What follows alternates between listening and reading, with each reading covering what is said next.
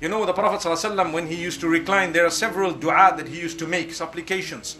And one of them was, بسمك اللهم وضعت جنبي وبك أرفعوها إن أمسكت نفسي فاغفر لها وإن أرسلتها فاحفظها بحفظك الذي تحفظ به عبادك الصالحين. In your name, O Allah, I'm putting my side to recline. I'm lying down. Basically, I'm going to sleep. In your name, O Allah, I'm going to sleep.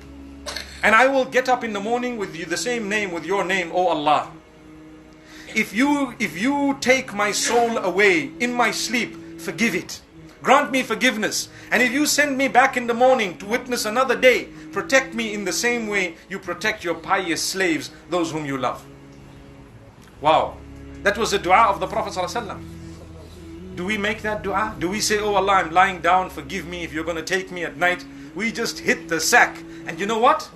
We've got WhatsApp with us, and we fall off to sleep with that on our chest. The last thing we said was whatever. Sometimes, astaghfirullah, can I press a red button? Can I? Sometimes, a'udhu billah, pornography is on, and we end up sleeping just like that, and we don't know it's on, and we might even die in that condition. May Allah forgive us. May Allah never let that happen. It does not help you. Use technology wisely. If you've made mistakes, be strong. Today is the day you're going to say, enough of that. I'm throwing it out for the sake of Allah. So the day that I die, Allah knows that I gave it up only for Him. That change needs to come. Get closer to Allah. Tonight's the night where we have to say that, you know what? I'm going to get up for Salatul Fajr.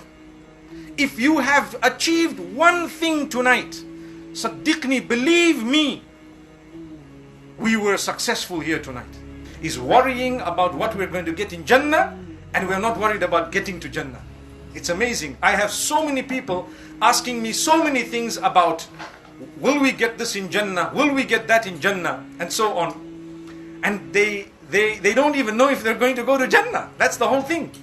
Do you know that the mercy we find on earth, and the mercy you find between mothers and children and parents and so on, and whatever else you see, whether it be human beings or animals or whatever it may be, it's only a small portion of the mercy of Allah subhanahu wa ta'ala. Minute.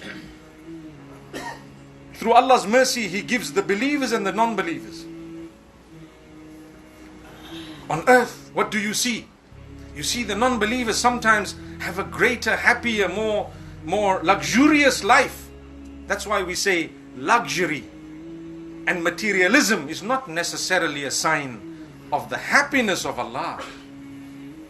And when Allah has taken away from you, it's not a sign, it's not necessarily a sign that He is upset with you.